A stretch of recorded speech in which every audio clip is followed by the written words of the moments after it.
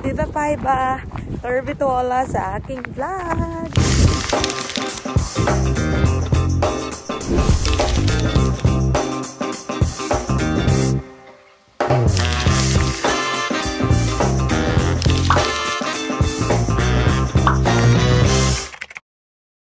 Today is Monday, dapat day off ko.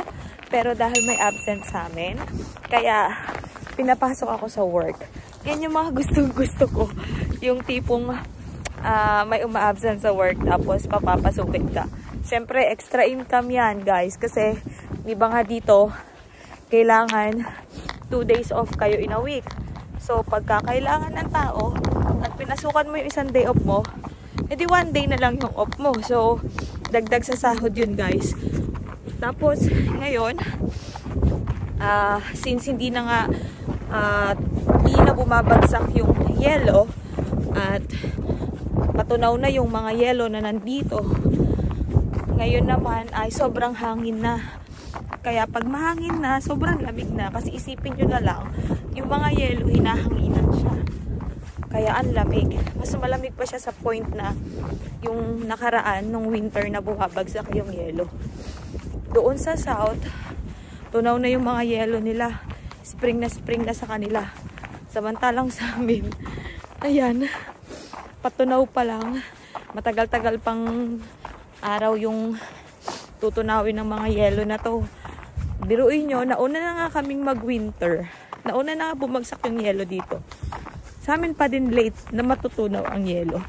Kaya lang, nakakatuwa lang kasi everyday na nga na sumisikat ng maaga ang araw at lumulubog ng maaga. Tulad ngayon, past 5 na ng hapon, pero trick na trick pa yung araw. Ayun guys, kaya ako nag-vlog kasi may bagandang balita na chinismis ang aming mga kabatch sa ibang lugar ng Lapland na sila daw ay naka-receive ng sulat from Bero. Okay, si Bero siya ay kilalang kilala ng mga kabayan natin dito. Siya ay ang tax dito sa Finland. At agad-agad silang nagbalita at excited silang ipamalita na sila ay naka-receive ng sulat from Bero. Naririnig niyo ba yung hampas ng hangin? Ayan o, ang lakas diba? Tinatangay ako. Ayun, naka-receive sila ng sulat from Bero. Ewan ko siguro kanina lang. Na meron silang tax refund. At yan ang pinakamasarap. Mataas yung tax. Pero, pag sobra ka naman ng bayad, ibabalik nila yan after 1 year. Ayun. Actually, may na-receive na kami na sulat ni Elaine. Ako, hindi ko siya binuksan, hindi ko pinansin kasi nga, alam nyo naman, si Bero is si tax. So, alam ko naman na sinabihan na ako nung nakaraan na tumaas yung tax ko. Kaya, yung sulat na dumating, hindi ko lang pinansin. Never kong inopen. And, ang alam ko, kulang pa ako ng isang sulat. Kasi yung kay Elaine, 2 yung dumating. Si Elaine naman, ang sabi niya, parang may pagbabago lang, pero hindi niya rin napansin kung meron siyang refund. So, naka-duty pa siya doon. Alam ko, excited na rin yan umuwi. Excited na sa umuwi para i-check kung i-translate ulit yung sulat na dumating sa kanya. Nag-feedback yung araw sa akin, kaya yung itsura ko dyan, ang itim ng mata ko. Ngayon, dahil Monday ngayon, di ba nga, ang poste dito, yung post office, nagde-deliver sila ng mail 3 beses lang sa isang linggo. Monday, Wednesday, and Friday. So, today is Monday. I-check natin ngayon doon sa mailbox namin kung may dumating pa akong isa. Ngayon, kung wala, susubukan nating buksan yung isang mail na na-receive ko ay nakuha ni Elaine. Actually, si Elaine na nakakuha nun eh. Tinatangay ako, lakas ng hangin. Ang payat-payat ko kasi. Yan. So, titignan natin kung merong laman yung mailbox. Pag wala, subukan na lang natin mag-antay. If wala talaga, okay lang. Kasi hindi rin naman ako umasa na meron ako. Mahirap ang umasa. Mabibigo ka lang at masasaktan ka. Ayun. So, pag dumating. Yung kanila kasi, medyo may kalakihan yung mga tax refund nila. Kaya, sa akin nga, kahit maliit lang, okay lang eh. Ayan. So, pupunta na tayo dito sa ating mailbox. Ayan guys, yan yung mailbox namin, diba? Nakita nyo na yan nung kinuha ko yung sulat ko from Google. So, ngayon, tignan natin kung meron. Pag wala, better luck next time. So, ayan. I-open natin. Taran! Wala. Walang laman. O, diba? Walang laman. Huwag ka na umasa, Karen, na meron kang marireceive. Okay now. So, wala siyang laman. Tignan natin yung yung mail ko sa taas.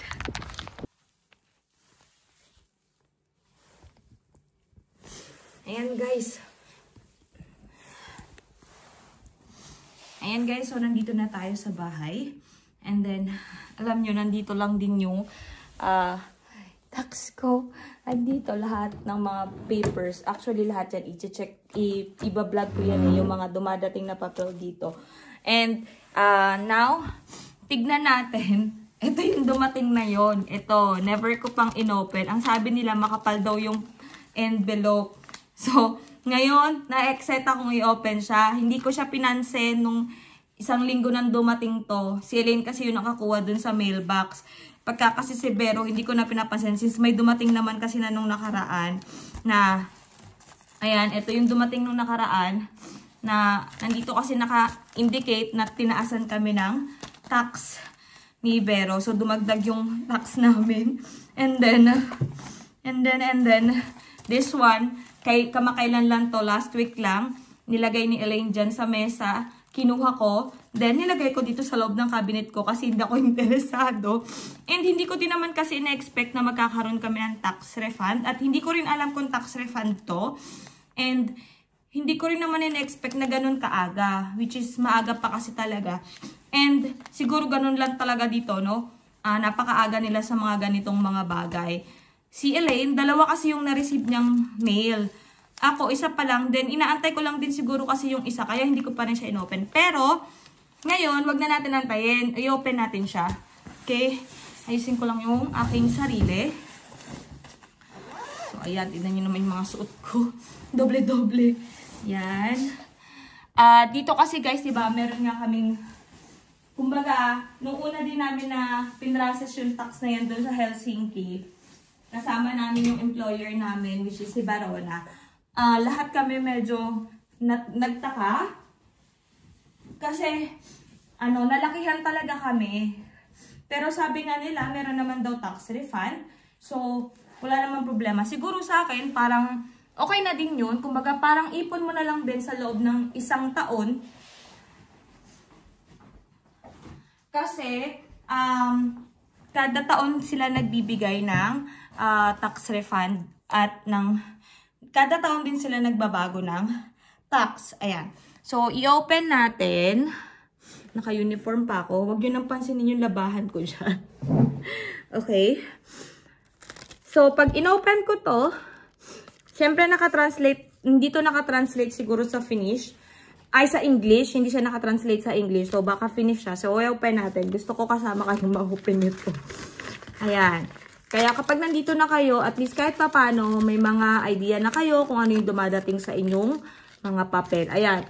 Siya si Vero. Vero. Yan yung tawag sa tax nila dito sa Finland.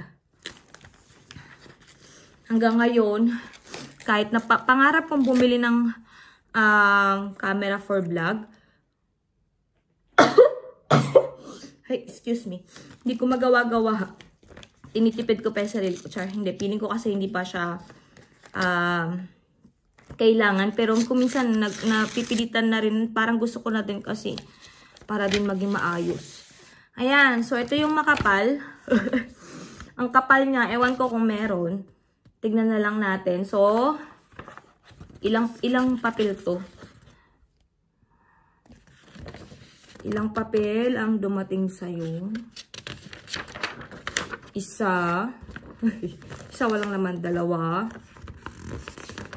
4. So, 4 na papel. So, feeling ko wala naman. Ayan, so nandito lang yung mga parang may mga numbers. Ayan, so nandito, ano to? And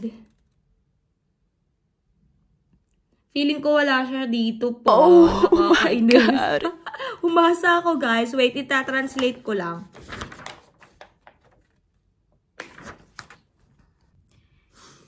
Ayun, guys. So, tin-translate ko siya. And yung iba, nakita ko parang may kailangan akong baguhin sa Vero ko. Sabi daw, hindi ata naka-enter doon yung bank account ko. Kailangan kasi i-enter yun kasi kung halimbawang may tax refund talaga sila sa'yo, doon nila yun ididiretso sa bangko mo makagad. Hindi na yung kailangan pipila ka pa, mag-a-apply ka pa, walang ganun. So, diretso na siya kagad sa bangko mo. At, nag-translate ako na nag-translate kasi ang daming paper. 7 papers yung translate ko. And, nung una, akala ko wala. Akala ko wala kasi hindi ko napansin, talikuran pala siya. Ayan, so nakita ko na meron nga rin akong tax refund. Pero, hindi pa sure kung talagang tax refund yun. Kasi base dito, ang sabi is, hindi pa final yung calculation. Pero hindi ko rin alam kung ito nga talaga yun. Siguro, i-check ko din dun sa mga kasamaan ko kung ganun din ba yung na-receive nila at ganun ba yung mail na na-receive nila. And, kasi yung pinasa nila sa amin na picture is yung nakatranslate na nila, tin-translate nila. So, titignan ko kung parehas ba kapag hindi nakatranslate. And nakalagay kasi dito, Veron Palautos. So, pag Palautos kasi, ibig sabihin yung parang refund or balik. Ganyan. Parang yung katulad sa mga recycled bottle, ang tawag namin doon is pulot Palautos. So, ibig sabihin, ibabalik mo siya. Ganon. Recycle, kumbaga. So, nandito rin yung amount, but I'm not really sure kung ito yung totoong amount at kung ito man yung totoo is napakasaya ko. Kasi nakaipon ako ng ganito at sana nga okay din talaga na malaki yung tax mo kasi nare-refund naman. So, hindi mo nga, ramdam mo naman siya na hindi mo ramdam. Para sa akin kasi, may part na ramdam ko, may part na hindi ko ramdam kapag kinakaltas. Pero at least, unti-unti kahit papaano dito, nakakaipon ka pala. So, ito nga yung maganda kasi meron naman tax refund kung mataas talaga yung kinukuha nila sa'yo na tax every salary. Ayan, so nakakatuwa lang guys na may magandang balita. Hindi ko rin akalain na makaka-receive kami ng ganito. Biruin nyo, hindi ko siya pinansin. And kung hindi pa nag-message sa amin yung mga kabatch namin, hindi ko talaga siya papansinin at hindi ko alam na baka may problema dun sa tax ko sa aking tax application. So, kailangan ko muna siyang i-check and gagawa ulit ako ng vlog kung talagang totoo na meron akong tax refund. At syempre, isa rin kayo sa sasabihan ko kasi isa to sa happiest moment ko. Basta pera, happiest moment. Alam niyo naman, syempre, no, pinagtrabahuhan natin to. Ayan. So, ganito siya, guys. Ito yung dumating. Ayun, thank you for watching for this vlog. Ay, tignan nyo, kahit yung pag-English ko namamalinas. Sobrang saya. Ayun. So, maraming salamat sa patuloy na pagsusubaybay sa aking mga video. Maraming salamat sa pag-share, sa pag-like, sa pag-comments. And thank you so much dahil nandito pa rin kayo at sinusuportahan ako. At alam nyo naman na natutuwa lang din ako na sinishare ko kung ano yung nakikita ko, yung nalalaman ko at nabibigay ko sa inyong information. And sana patuloy pa tayong dumami at sana marami pa tayong matulungan na kababayan natin, guys. At nakakatuwa lang kasi this past few weeks medyo na iba yung pakiramdam ko. Nakakatulong lang din sa akin yung pagbabasa ng Bible at pag-surrender kay God. Syempre ikaw mag-isa ka lang dito as OFW. Hindi ko rin kasi ugali na i-post sa social media kung ano yung nararamdaman ko that time, and hindi ko rin din ganong ino-open sa husband ko and sa family ko sa Pilipinas kasi ayoko mag-alala sila sa akin dito. Ayun, kasi last week lang na-confined yung anak ko dahil sa dengue. Ayan, sinabi ko na. And syempre, malungkot para sa akin bilang ina na nasanay yung panganay ko na lagi akong nasa tabi niya simula nung pinanganak ko siya. Hindi kasi ako nagtrabaho noon, nag-aaral ako noon habang habang pinapalaki ko siya. Kaya siya yung malapit talaga sa akin na kasi ako yung nagpalaki sa kanya, kami yung magkasama hanggang mag grade 1 siya. Ako yung kasama niya. Then the time na umalis ako, talagang medyo nag-iba yung emosyon niya. So masakit lang din para sa akin na wala ako sa tabi niya na time na kailangan niya ako. Pero thankful pa rin ako kasi my husband is there for her at close din naman sila. At yung mga family ko, yung tita ko, nakabantay din sa kanya sa ospital. First time niyang na-hospital at na-admit. And sobrang proud lang ako kasi ang tapang ng panganay ko. Matapang siyang bata. Never siyang umiyak nung tinurukan siya ng mga karayom na araw-araw siyang kinukuha na ng CBC 2 times a day. Ayun, tapos lagi lang ako nagdadasal kay Jesus. Lagi ko lang din siya sinasabihan na mag-pray para din sa kagalingan niya at para din sa paglakas ng loob niya dahil wala ako sa tabi niya. Ayun guys, ayun yung mga pinagdaanan ko last week. Kaya minsan makikita lang din sa mata na hindi ka okay pero sa trabaho dapat okay ka. Ayun. Na-share ko lang guys. Ayan, sana din, siguro marami nakaka-relate sa akin bilang OFW parents. Dati kasi nung OFW ako, wala akong anak. Kaya, iba yung buhay ko noon sa buhay ko ngayon as OFW. Ayun guys, sorry. Nasabi ko pa sa inyo yung problema ko. And nadamay pa kayo sa dinadala ko last week. Pero now, I'm okay. I'm better because of God. I just surrendered. I just cried in one night. Binuhos ko lang lahat sa kanya. Ayun. So, okay na ako. And salamat sa blessing ngayon. At kung totoo man to, maraming salamat. Ayun guys, thank you so much for watching my vlog, sharing my vlog. And sana sa lahat ng mga manonood ko at di ka pa nakasubscribe, please do subscribe to my channel. And please share and like this vlog and another video. Sa mga nagtatanong sa mga kung paano ako nakapunta dito, magkano yung nagastos ko, guys, check nyo lang yung mga previous kong vlog, nandun yan. Ayun guys, thank you so much. God bless you all. Always surrender your God, all your worries and your plan. Hey pa!